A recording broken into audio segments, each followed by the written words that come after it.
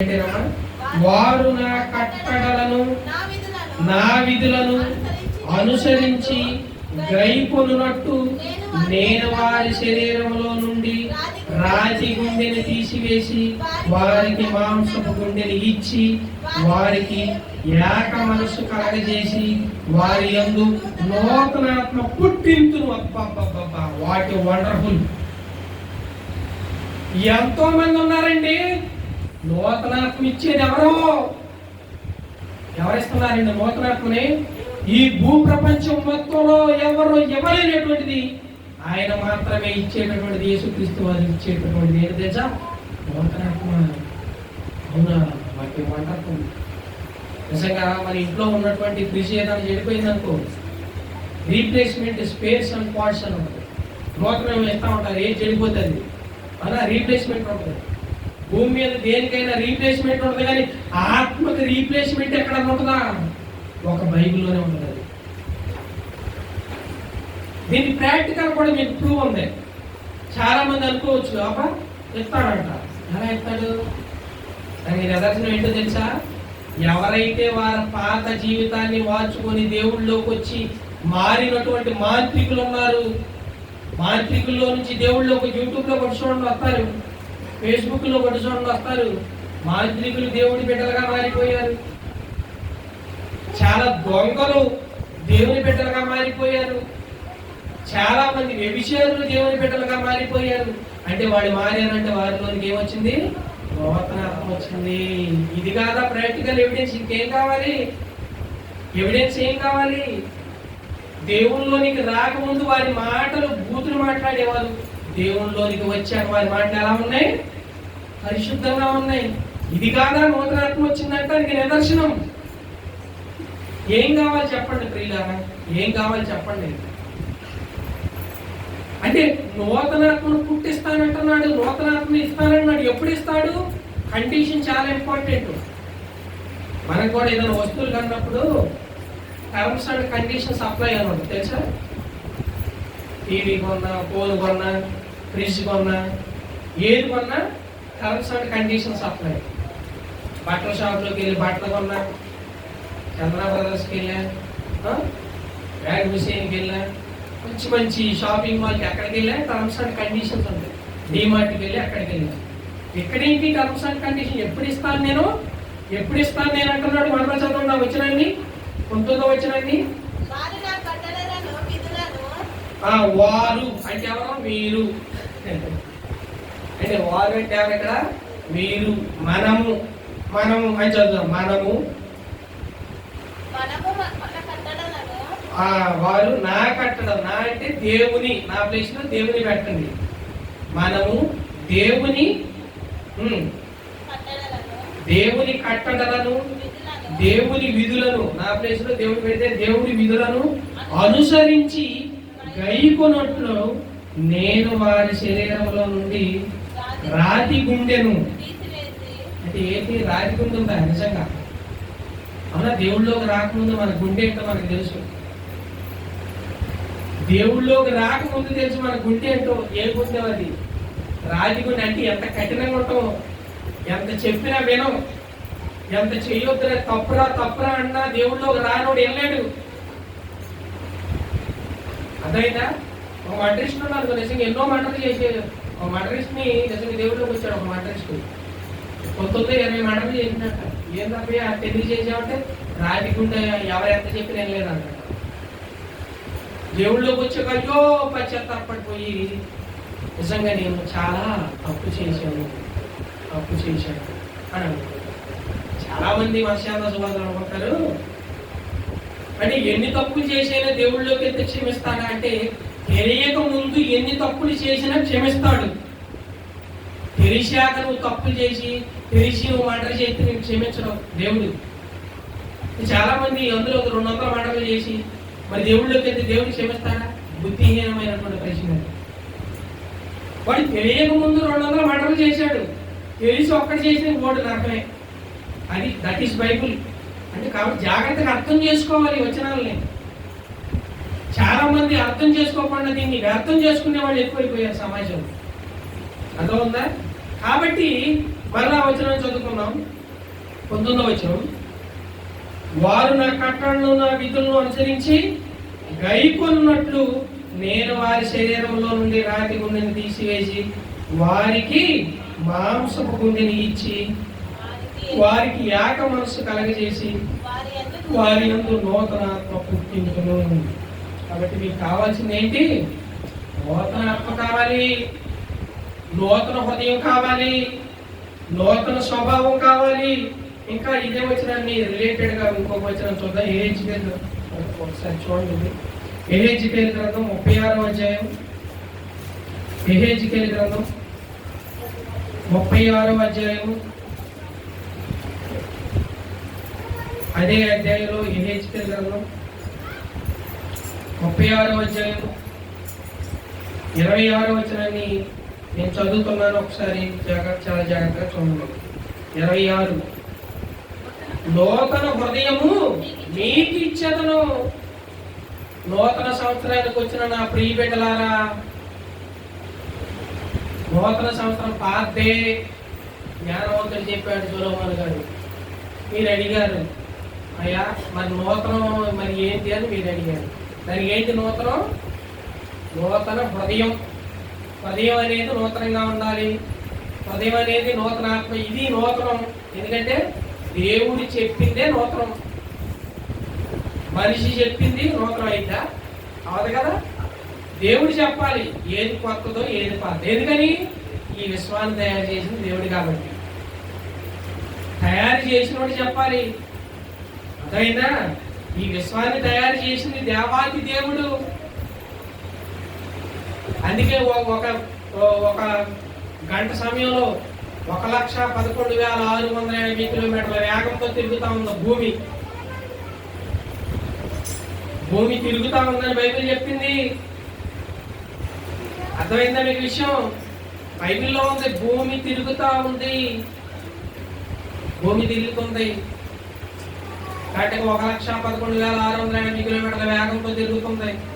మీరు బస్సుల్లో వెళ్ళేటప్పుడు, కారులో వెళ్ళేటప్పుడు 250 స్పీడ్, 130 స్పీడ్ వెళ్తుంటేనే అమ్మో ఏంటో బాబు గాలిలో తేలిపోతున్నా అన్నట్టు మీకు తెలుస్తూ ఉంటుంది. మరి తెలియట్లేదేంటి మీరు అనుకోవచ్చు. ఒకవేళ 130 స్పీడ్తో వెళ్తున్నట్టు మీరు కూడా తెలిసిందనుకో, మీరు వెళ్ళగలుగుతారు. నిజంగా బస్సులో మీరు వెళ్తుందని మాత్రమే అర్థమైంది, కానీ అది ఎంత స్పీడ్ ఉందో ఏంటి అనేది మనం దాంతో పాటు ఉరకలేము. మనకు కొంత ఐడియా వస్తూ ఉంటుంది. కానీ ఇంత విశాలమైనటువంటి కొన్ని వందల కోట్ల బరువు కలిగినటువంటిది కాబట్టి విశ్వం మనకి తెలియట్లేదు. కానీ ఎలా తెలుస్తుంది? పగలు వస్తుంది, రాత్రి వస్తుంది. అలా భూమి తిరుగుతుందని ఎలా తెలుస్తుంది? రాత్రి మిడ్-నైట్ వరకు మనం ఉన్నాం. అప్పుడు ఎలా ఉంది? చీకటిగా ఉంది. ఇప్పుడు ఎలా ఉంది? వెలుతురు వచ్చింది. That is simple. భూమి తిరుగుతుంది. ఏం కావాలి? ఎవిడెన్స్. దేవుడు ఇచ్చే ఎవిడెన్స్ ఇది. అర్థమవుతుందా? భూమి తిరుగుతుంది, విశ్వం తిరుగుతూ ఉంది. కాబట్టి ఇది ఎప్పుడు తిరుగుతూనే ఉంది బాబయ్య. మీకు 2020 కాదు, కొన్ని వందల కోట్ల సంవత్సరాల నుంచి తిరుగుతూనే ఉంది.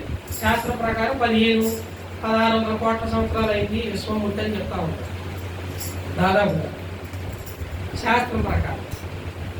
అందుకని అప్పటి నుంచి ఇప్పటికి ఇది మారలేదు. పాతే అని మన సొలొమోను గారి చేత విన్నాం. మరి కొత్తది కదా మనకు కావాల్సింది. కొత్తది ఏంటని చెప్తా ఉన్నాడు 26వ వచనంలో. ఏంటమ్మా కొత్తది? నూతన హృదయం. నూతన సంవత్సరంలో నూతన హృదయము మీకు ఇస్తాను. ఎంతమందికి కావాలి నూతన హృదయం? Please rise your hands once. Very good, very good, very good. నూతన హృదయము, నూతన స్వభావం. మీది ఎలా ఉంది? ప్రాచీన స్వభావం వద్దు బిడ్డ, నూతన స్వభావమే ముద్దు బిడ్డ. ప్రాచీన స్వభావం వద్దు, నూతన స్వభావమే ముద్దు. ఎందుకు? నూతన స్వభావంలోనే ఉంది పరలోక రాజ్యం. నూతన స్వభావంలోనే ఉంది. కొత్తది నూతన స్వభావంలోనే ఉంది. దేవుడిచ్చేటటువంటి ఆ మహాలోకం అది నూతనమైనది. పాతది గతించిపోవును.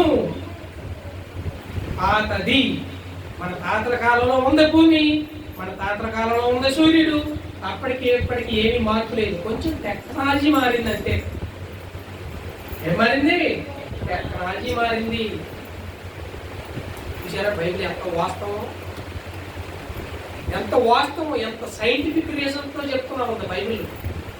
కాబట్టి మారాల్సింది ఏంటో తెలుసా? మారాల్సింది క్యాలెండర్ కాదు, మారాల్సింది డేట్ కాదు. డేట్లు మారిపోతూ ఉంటాయి, ఆటోమేటిక్గా చెయ్యి ఎలా అంటే అది మారిపోతూ ఉంటుంది. నువ్వు చెప్పినా చెప్పకపోయినా డేట్ ఆటోమేటిక్గా మారిపోతూ ఉంటుంది. మారాల్సింది ఏంటి? హృదయం. ఏ హృదయం నుంచి ఏ హృదయానికి? పాప హృదయం నుంచి కొత్త హృదయం, ప్రాచీన స్వభావం నుంచి నవీన స్వభావం, పాపంలో నుంచి పరిశుద్ధత. అది 30 పాయింట్.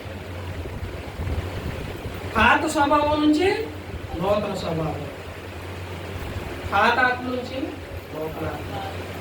ఈ నూతన ఆత్మనే ఇస్తానంటున్నాడు. ఎప్పుడు వచ్చింది అది? నమ్మి బాప్తిసం తీసుకున్నప్పుడు పరిశుద్ధాత్మ అనే వరాన్ని మీరు పొందుకుంటారు. ఎందుకంటే అది అంటే పరిశుద్ధాత్మ ఎందుకు తెలుసా? చాలా ఇంపార్టెంట్. ఇప్పుడు మనకి కొన్ని ఫోన్లు కొన్ని సపోర్ట్ చేయాలనుకో, కొన్ని ఇన్స్టాల్ చేసుకున్నాం అంటారు. శాంసంగ్ గెలాక్సీకి ఒక రకంగా, వన్ ప్లస్ ఒక రకంగా, యాపిల్కి ఒక రకంగా కొన్ని యాప్స్ ఉంటాయి అనమాట. ఆ యాప్స్ ఇన్స్టాల్ చేసుకుంటేనే అది పనిచేసింది, సపోర్ట్ చేసింది, లేకపోతే సపోర్ట్ చేయదు. కొన్ని కంప్యూటర్స్కి కొన్ని సిస్టమ్కి కొన్ని మనం ఎన్హాన్స్ చేసుకోవాలి. అప్పుడే ఆ సిస్టమ్ అనేది పనిచేసింది, ఆ కంప్యూటర్ అనేది పనిచేసింది. అది ఇన్స్టాల్ చేసుకోకపోతే నువ్వు ఓపెన్ చేస్తుంటే ఎర్రర్ అని చూపిస్తూ ఉంటుంది. ఏం చూపిస్తుంది? ఎర్రర్. అర్థమైందా? అదేవిధంగా మనలో కూడా ఈ పాపం అనేటటువంటి వ్యాధి, హృదయం అన్నిటికంటే ఘోరమైనటువంటి వ్యాధి, ఈ వ్యాధి అనేది పోవాలి అంటే మనలోనికి, మన 6 అడుగుల ఆకారంలోనికి ఇన్స్టాల్ చేసుకోవాల్సింది పరిశుద్ధాత్ముడే. ఇంకొక ఎగ్జాంపుల్, మీ అందరికీ ఉండే కిడ్నీలు ఉన్నోళ్ళు చేసేస్తాను. Very good. అందరికీ ఉండే కిడ్నీలు, అందరి కిడ్నీలు పనిచేస్తున్నాయి కాబట్టి చెడు రక్తాన్ని మంచి రక్తంగా మార్చింది. కిడ్నీలు పోయిన చూడండి, కాళ్ళు వాస్తే ఏంటి, కాళ్ళు వాపులు వచ్చి ఆ కిడ్నీలు పాడైపోతే ఎవరో అన్నీ పాడైపోయి చివరికి డయాలసిస్ చేసి 6-7 నెలల్లో 1 year కంటే ఎక్కువ బతకరు. 1 year తర్వాత మిషన్ మీద కూడా చేసి మరణిస్తారు. అర్థమైందా? అంటే ఏం చేస్తారు? ఈ భూలోకంలో మనకి తెచ్చినటువంటిది ఒక డయాలసిస్లో కిడ్నీలు పోయినటువంటి వ్యక్తి ఏ విధంగా ఆ కిడ్నీలు పాడైపోతే డయాలసిస్ ద్వారా 1 year బతికి చనిపోతున్నాడో, నిరంతరం నీతో పాటు ఉండవలసినటువంటిది ఏంటో తెలుసా? పరిశుద్ధాత్మ.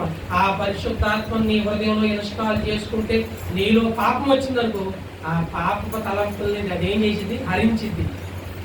ఆ పాప తలంపుల్ని రానిపోకుండా ప్రొటెక్ట్గా ఉంటుంది. మన బాడీలో ఉన్నటువంటి చెడు రక్తాన్ని మరి కిడ్నీలు ఏ విధంగా ఫిల్టర్ చేసి గుండెకి సప్లై చేసి, గుండెల నుంచి మరి అధికారులు మొదలుకొని నండెత్తి వరకు ఏ విధంగా పంపింగ్ చేస్తా ఉంటుకో,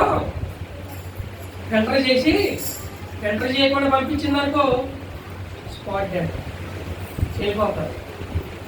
అదైనా మనందరూ కరోనా వ్యాక్సిన్ ఎంతమంది వేసుకున్నారు? కరోనా వ్యాక్సిన్ వేయించుకున్న వాళ్ళు please rise your hands. Very good. Maximum almost చాలా మంది ప్రపంచవ్యాప్తంగా చాలా మంది వేయించుకున్నారు. ఎందుకని?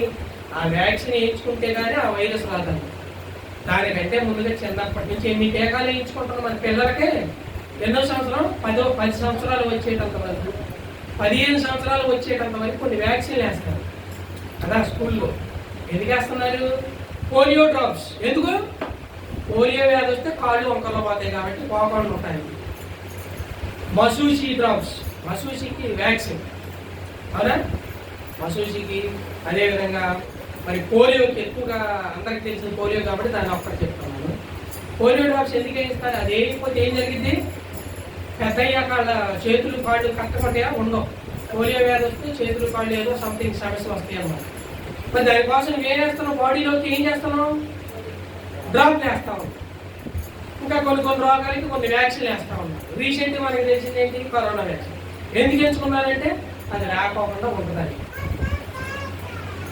నువ్వు పోలియో డ్రాప్ ఎంచుకున్నావు, కాళ్ళు సరిగా ఉంటాయి. మరి కరోనా వ్యాక్సిన్ ఎంచుకున్నావు, ఎందుకు? ఆ వ్యాధి రాకుండా ఉండడానికి వస్తే చచ్చిపోతామని. మరి యుగ యుగాలు చచ్చిపోతావు ఆ పరిశుద్ధాత్మ నీలో ఆవహించకపోతే, ఆ పరిశుద్ధాత్మ నువ్వు ఎన్హాన్స్ చేసుకోకపోతే ఏం జరిగింది వరకే? నిత్య నరకానికి వెళ్ళిపోతావు. ఎందుకని? పాపంలో పుట్టి పాపంలోనే మరణిస్తే పరిశుద్ధతలోకి రాకుండా నిత్య నరకానికి వెళ్ళిపోతాం. కాబట్టి మనకు కావాల్సింది ఏంటి? పరిశుద్ధత, పవిత్రత, నూతన హృదయం, నూతనాత్మ. ఇవన్నీ కూడా ఎంత కొత్తగా ఉన్నాయి చెప్పండి, ఎంత కొత్తగా ఉన్నాయి. ఈ నూతనాత్మ అనేది మనందరికీ చాలా ఇంపార్టెంట్. ఇది ఉన్నప్పుడు మాత్రమే మనిషి ఎలా ఉంటాడు? ఎప్పటికప్పుడు పాపంలో పడిపోకుండా ఉంటాడు. ఎందుకంటే ఎవ్రీ మినిట్ నువ్వు పాపంలో పడిపోవడానికి అవకాశం ఉంది, ఎవ్రీ సెకండ్ నువ్వు పాపంలో పడిపోవడానికి అవకాశం ఉంది. కానీ నీలో పరిశుద్ధాత్మ ఉంటే నువ్వు ఆ పాపం చెయ్యవు. నీలో పరిశుద్ధాత్మ ఉంటే నువ్వు ఆ తప్పు చెయ్యవు. కాబట్టి నూతన హృదయాన్ని, నూతన స్వభావాన్ని మనం ధరించుకోవాలి. కాబట్టి మనం ఇంకా ఏ విధంగా ఉండాలో ఆ విధంగా ధరించుకోవాలంటే మీరు అందరూ కూడా అడగండి దేవుణ్ణి. ఎవరు అడగాలి తెలుసా? ఒక మహాభక్తుడు, ఈ భూ ప్రపంచంలో చరిత్ర సృష్టించినటువంటి ఒక అద్భుతమైనటువంటి చక్రవర్తి, మహాచక్రవర్తి ఏమని ప్రార్థన చేస్తున్నాడు ఒకసారి చూద్దాం. కీర్తన గ్రంథము 51వ అధ్యాయము, కీర్తన గ్రంథము 51వ అధ్యాయము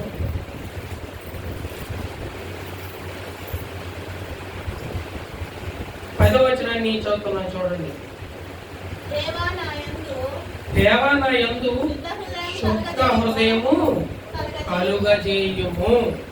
నా యందు శుద్ధ హృదయం. శుద్ధ అంటే పరిశుద్ధ హృదయం అని మనం అడగాలి. బియ్యం కొట్టుకాడికి బియ్యం ఉందని అడుగుతున్నావుగా, అడుగుతున్నారా లేదా? ఏదైనా అడిగే కథ తీసుకుంటున్నారు, అడగకోకుండా అమ్మాయిని అన్నం పెడతాడు.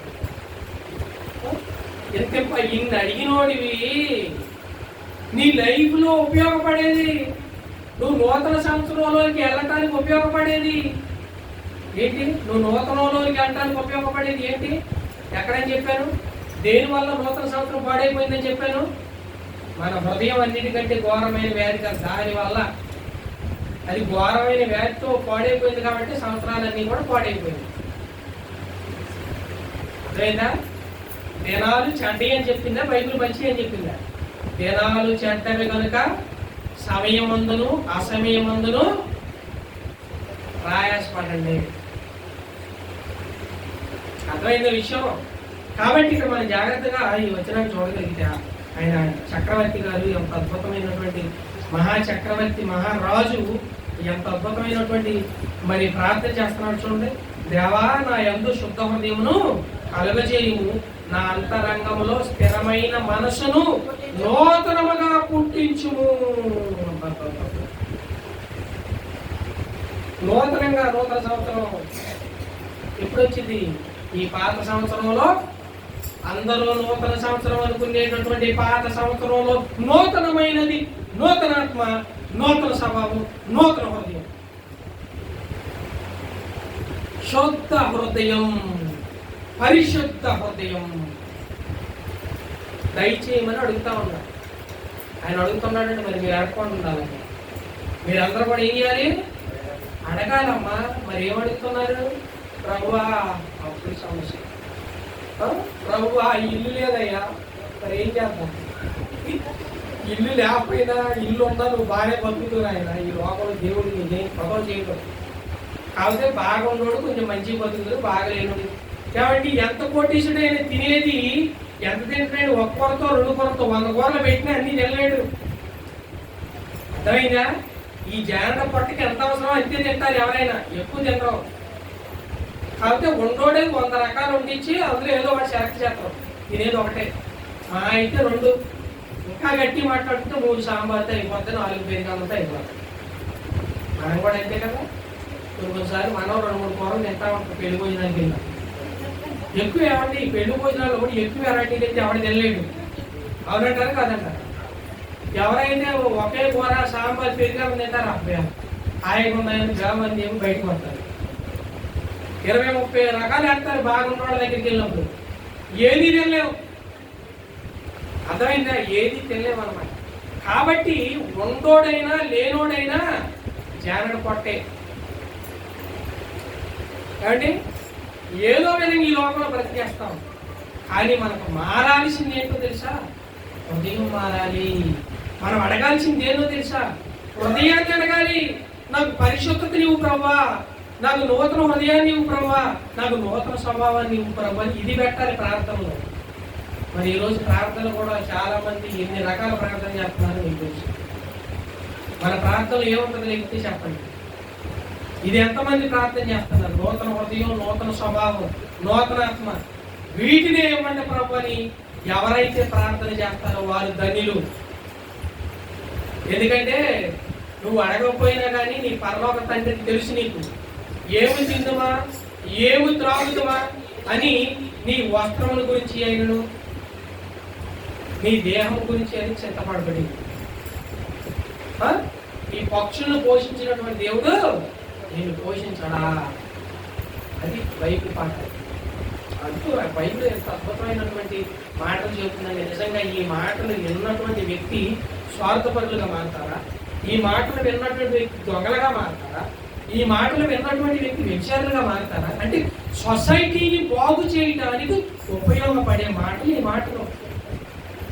ఈ మాటలు సమాజానికి నచ్చట్లా. బైబిల్ అమాగొద్దు. సమాజాన్ని ఉపయోగపడే మాటలు. కాబట్టి సమాజానికి ఇటువంటి మాటలు కావాలి, ఇటువంటి మాటలు చెప్పేవారు కావాలి, ఇటువంటి మాటలు పాటించేవారు కావాలి. కాబట్టి సమాజానికి దివ్యమైనటువంటి ఔషధ గ్రంథం ఉంది బైబుల్. దివ్యమైనటువంటి ఔషధ గ్రంథం ఉంది బైబుల్. పరిశుద్ధ గ్రంథం ఉంది బైబుల్. మహాజ్ఞాన గ్రంథం ఉంది బైబుల్. కాబట్టి ఎటువంటి వారు దేవుని చూస్తారు? ఫైనల్ గా ఈ మాటని చదువుకుని ముగించుకుందాం. మత్తయి రాసినటువంటి సువార్త, మత్తయి రాసినటువంటి సువార్త 5వ అధ్యాయము, మత్తయి రాసినటువంటి సువార్త 5వ అధ్యాయము 8వ వచనం. హృదయ శుద్ధి గల వారు ధన్యులు, వారు దేవుని చూచుదురు. చాలు. హృదయ శుద్ధి, శుద్ధ హృదయం. కీర్తనలో ఏమని ప్రార్థన చేసిన మనం? శుద్ధ హృదయం. కాబట్టి హృదయం ఏమైతే నూతన స్వభావం. ఎందుకంటే హృదయంతో లింకప్. నేను ఫస్ట్ మీకు చెప్పా, సొలొమోను గారు ఏం చెప్పాడు? హృదయము అన్నిటికంటే మోసకరమైనది, అది ఘోరమైన వ్యాధి కలది. దానివల్ల నూతన సంవత్సరం అని చెప్పుకున్నటువంటి జనాలందరూ కూడా ఇది పాత సంవత్సరాలే, కానీ నూతనమైనది ఏంటి? హృదయము. ఆ హృదయ శుద్ధి గల వారు ధన్యులు. ఎవరైతే హృదయాన్ని శుద్ధి చేసుకుంటారో వారు దేవుని చూచెదరు. దేవుడు ఎక్కడ ఉన్నాడు? పరలోక రాజ్యంలో ఉన్నాడు. పరలోక రాజ్యమే క్రొత్తది, అదే నూతనమైనది. ఇది ఎప్పుడు ఉండేదే, ఇదే పాతే. కాబట్టి ఇటువంటి దేవుని సంఘంలో మాత్రమే కొత్త విషయాలు అనేవి వస్తాయి. మరి ఎక్కడ ఎవరు చెప్పనటువంటి విషయాలు బైబిల్లో మాత్రమే ఉంటాయి. ఎందుకని? నిజమైన దైవ గ్రంథం ది బైబుల్. కాబట్టి ఈ విషయాలు నేర్చుకున్నటువంటి మీరందరూ కూడా మరి నూతన హృదయాన్ని, నూతన స్వభావాన్ని ధరించుకోండి. పాత సంవత్సరంలో ఉన్నటువంటి మనము నూతన హృదయం, నూతన సంవత్సరాన్ని ధరించుకొని మీరందరూ కూడా చక్కగా దేవుని కొరకు ఉన్నతంగా బ్రతకాలి అని, ఈ నూతన సంవత్సరము అని చెప్పుకుంటున్నటువంటి సంవత్సరంలో నూతన డిసిషన్ తీసుకోవాలని నేను మనస్ఫూర్తిగా కోరుకుంటూ నా మాటలు ముగిస్తున్నాను. కళ్ళు మూసుకొని చిన్న మాట ప్రార్థన చేసుకున్నాను. పరిశుద్ధుడైనటువంటి తండ్రి, జీవము కలిగిన దేవ, గొప్ప దేవ, అవును తండ్రి, ఈ రోజున సమాజం అంతా కూడా తండ్రి ఇదంతా నూతనము నూతనము నూతనము అనుకుంటున్నారు తండ్రి. కానీ ఇదంతా పాతది అని మీరు చెబుతా ఉన్నారు ప్రభా. ఈ పాత సంవత్సరంలో ఉన్నటువంటి మేము నూతనంగా మారాలని మీరు కోరుకుంటున్నారు ప్రభా. ప్రాచీన స్వభావంలో నుంచి నవీన స్వభావంలోకి రావాలని మీరు కోరుకుంటున్నారు తండ్రి. పాత హృదయంలో నుంచి కొత్త హృదయంలోకి రావాలని కోరుకుంటున్నారు తండ్రి. అపవిత్రతలో నుంచి అపవిత్రత పాతది, పవిత్రత కొత్తది. అపవిత్రత పాతది, పరిశుద్ధత కొత్తది. కాబట్టి ప్రభువా, మాకు నూతన స్వభావాన్ని దయచేయండి, నూతన బుద్ధిని మాకు దయచేయండి, నూతన మనసును మాకు దయచేయండి, నూతన ఆత్మతో మమ్మల్ని అభిషేకించండి ప్రభువా. ఇదిగో తండ్రి, మీ బిడ్డలందరూ తండ్రి మీ చేతులకు అప్పగిస్తున్నాను తండ్రి. మీ బిడ్డలందరూ మొరపెట్టుకుంటా ఉన్నారు తండ్రి. ఆయన ఇదిగో తండ్రి, మీరందరికీ నూతన బుద్ధిని, నూతన ఆత్మని ధరించేది ప్రభా.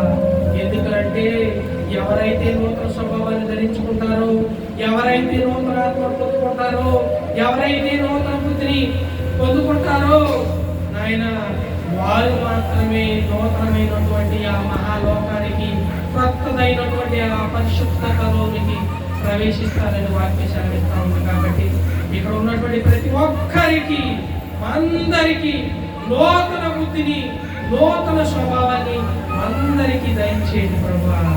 నూతన ఆత్మతో, నూతన పరిశుద్ధాత్మ అభిషేకాన్ని అందరికీ దయచేయండి. చేరి వచ్చిన మీ బిడ్డలందరినీ పేరు పేరున దీవించి ఆశీర్వదించండి. మీ సహాయానికి కోరుకుంటూ ప్రభువా, ఈ ప్రార్థన అంతటి తండ్రి యేసుక్రీస్తు వారి మహోన్నతమైన నామమున పేరిట అడిగి వేడుకొంచున్నాను మా ప్రియ పరలోకపు తండ్రి. ఆమేన్.